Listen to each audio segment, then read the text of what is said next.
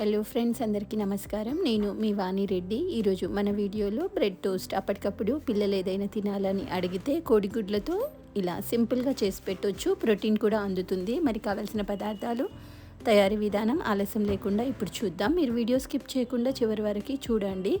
Video నచ్చితే like చేయడం మర్చిపోవద్దు. మరి కావాల్సిన పదార్థాలు ఏంటో ఇప్పుడు చూద్దాం. ముందుగా ఒక వెడల్పాటి గిన్నె తీసుకొని దాంట్లోకి 3 కోడిగుడ్లను కొట్టి తీసుకున్నాను.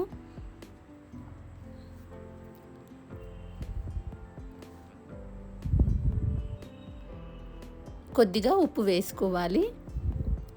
1/2 టీ స్పూన్ ధనియాల పొడి, 1/2 టీ స్పూన్ కారం పొడి, సన్నగా తరిగిన పచ్చిమిర్చి 2, పాలు 3 టేబుల్ స్పూన్లు, కాచి చల్లార్చిన పాలు తీసుకోవాలి. సన్నగా తరిగిన ఉల్లిపాయ ముక్కలు కొన్ని, సన్నగా తరిగిన టమాటో,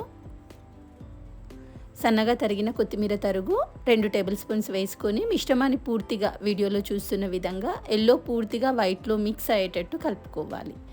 ఇప్పుడు వేడెక్కిన పెనం పైన కొన్ని చుక్కల ఆయిల్ అప్లై చేసుకోవాలి. ఆయిల్ లేదా బటర్, మీరు నెయ్యి కూడా వేసుకోవచ్చు. ఇప్పుడు బ్రెడ్ స్లైసెస్ని తీసుకొని మనం తయారు చేసుకున్న ఎగ్ మిశ్రమంలో డిప్ చేసుకోవాలి. మరి ఎక్కువసేపు ఉంచకుండా ఫ్యూ సెకండ్స్లో తీయాలి, లేదంటే మీకు బ్రెడ్ విరిగిపోతుంది. ఇప్పుడు వేడెక్కిన పెనం పైన ఆయిల్ అప్లై చేసుకున్నాం కదా, బ్రెడ్ని ఒకవైపు పూర్తిగా కాలనివ్వాలి. మనం టమాటో ముక్కలు, ఉల్లిపాయ ముక్కలు స్పూన్తో తీసుకొని బ్రెడ్ పైన వేసి కొద్దిగా ప్రెస్ చేసుకోవాలి. ఇప్పుడు ఒకవైపు పూర్తిగా కాలిన తర్వాత రెండో వైపుకి టర్న్ చేసుకోవాలి.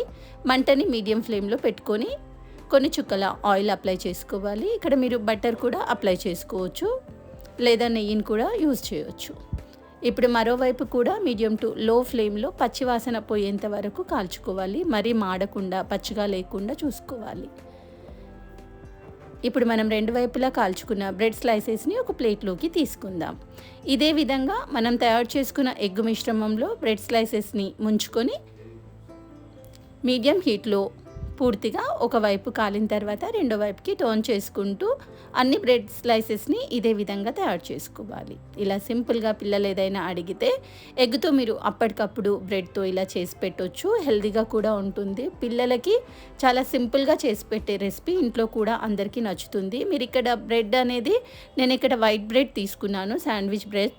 మీరు బ్రౌన్ బ్రెడ్ కూడా వాడుకోవచ్చు. బ్రౌన్ బ్రెడ్ తీసుకుంటే ఇంకా హెల్తీగా కూడా ఉంటుంది. చాలా సింపుల్గా చేసుకున్నాం కదా, మరి మీరు కూడా ఖచ్చితంగా ఒకసారి ఇలా బ్రెడ్ టోస్ట్ని తయారు చేసుకొని ఇంట్లో అందరు ఎంతో హెల్తీగా అండ్ టేస్టీగా ఎంజాయ్ చేయొచ్చు. మరి ఖచ్చితంగా ట్రై చేస్తారు కదా, మీరు కూడా ఖచ్చితంగా ట్రై చేయండి.